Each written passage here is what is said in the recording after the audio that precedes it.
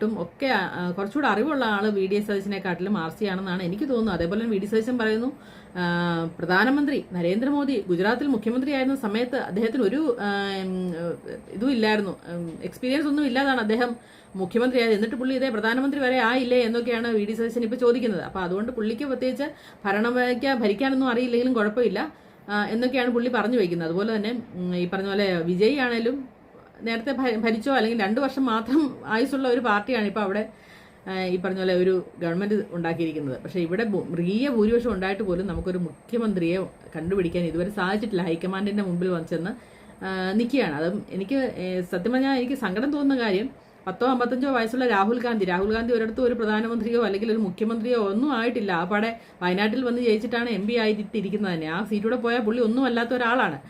അങ്ങനെയുള്ള ആൾക്കാരെ ഇവിടെ മുഖ്യമന്ത്രിയും ഈ പറഞ്ഞ പോലെ MLAയും MP ഒക്കെ ആയ ആൾക്കാരെ അദ്ദേഹത്തിന്റെ പറയുന്നതിന് വേണ്ടി കാതോർത്ത് നിൽക്കുന്നത് തന്നെ എനിക്കത്ര ഇഷ്ടപ്പെട്ട് ഇല്ല സത്യം പറഞ്ഞാൽ. നമ്മുടെ ഇവിടെയുള്ള ആൾക്കാർ ഒത്തൊരുമയോടുകൂടി നിന്നിരുന്നെങ്കിൽ ഇതിൻ്റെ ഒന്നും ഒരു ആവശ്യം ഉണ്ടാവില്ല, ഒരാളുടെ പേര് നിർദ്ദേശിക്കേണ്ട ആവശ്യമേ ഉണ്ടായിരുന്നുള്ളൂ.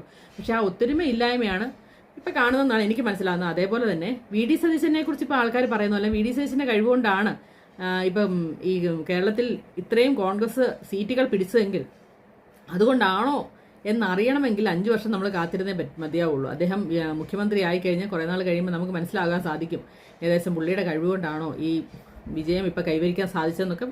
എന്തായാലും കൊള്ളാം, നല്ലൊരു ഭൂരിപക്ഷത്തോടു കൂടി കോൺഗ്രസ് വന്നു. പക്ഷേങ്കിൽ ഒരു മുഖ്യമന്ത്രിയെ കൃത്യമായിട്ട് 10 ദിവസമായിട്ടും അവർക്ക് 10 വർഷം വെളിയിൽ നിന്നിട്ടും അവർക്ക് സാധിച്ചില്ല എന്ന് പറയുന്നത്, മുമ്പോട്ട് വെക്കാൻ സാധിച്ചില്ല എന്ന് പറയുന്നത് അവരുടെ ഒരു പോരായ്മയായിട്ട് തന്നെ കണക്കാക്കണം. കാരണം ഞാൻ പലപ്പോഴും ഈ നമ്മുടെ കോൺഗ്രസ്സുകാരോട് സംസാരിക്കുമ്പോൾ നിങ്ങൾക്കൊരു വ്യക്തമായ ഒരാളെ ചൂണ്ടിക്കാണിക്കാൻ ഇല്ല എന്നുള്ളതാണ് അവരുടെ ഒരു പ്രശ്നം. പക്ഷേ കമ്മ്യൂണിസ്റ്റുകാർക്ക് അങ്ങനെയല്ല. അവർ പറയും മുഖ്യമന്ത്രിയായ ഞങ്ങൾക്ക് പിണറായി ഉണ്ട് അല്ലെങ്കിൽ ഇന്ന ആളുണ്ടെന്നൊക്കെ അവർ പറയും. പക്ഷെ അങ്ങനെ ഒരാൾ ഇല്ലാത്തതായിരുന്നു പ്രശ്നം. നേരത്തെ ഇത് കണ്ടുപിടിച്ചൊക്കെ വെക്കേണ്ടതായിരുന്നു. അത് ചെയ്യാത്തതിന് പ്രശ്നമാണ് ഈ നടക്കുന്നതെന്നാണ് എനിക്ക് തോന്നുന്നത്. പക്ഷെ ഒരിക്കലും ഞാൻ വിശ്വസിക്കുന്നില്ല വി ഡി സതീശൻ എന്തൊക്കെയോ വലിയ കാര്യങ്ങൾ ചെയ്തുകൊണ്ടാണ് ഈ ഒരു വിജയം ഉണ്ടായതെന്ന് ഞാൻ വിശ്വസിക്കുന്നില്ല എന്തായാലും.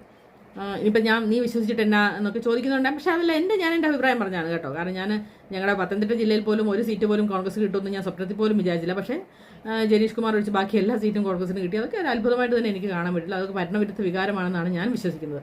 അതേപോലെ തന്നെ ഇന്ദിരാ ഗ്യാരണ്ടി അതൊക്കെ നടപ്പാക്കിയാൽ നല്ലതാണ്. അതൊക്കെ നടപ്പാക്കിയില്ലെങ്കിലാണ് ഇനി പ്രശ്നങ്ങളുണ്ടാകാൻ പോകുന്നത്.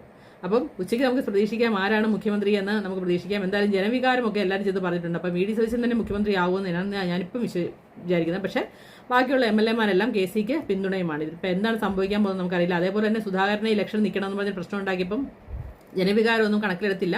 പുള്ളിയെ മത്സരിക്കേണ്ടെന്ന് തന്നെയായിരുന്നു തീരുമാനം. അങ്ങനെയാണെങ്കിൽ ഇത് എന്താ സംഭവിക്കാൻ പോകുന്നത് നമുക്കറിയില്ല. കണ്ടറിയാം.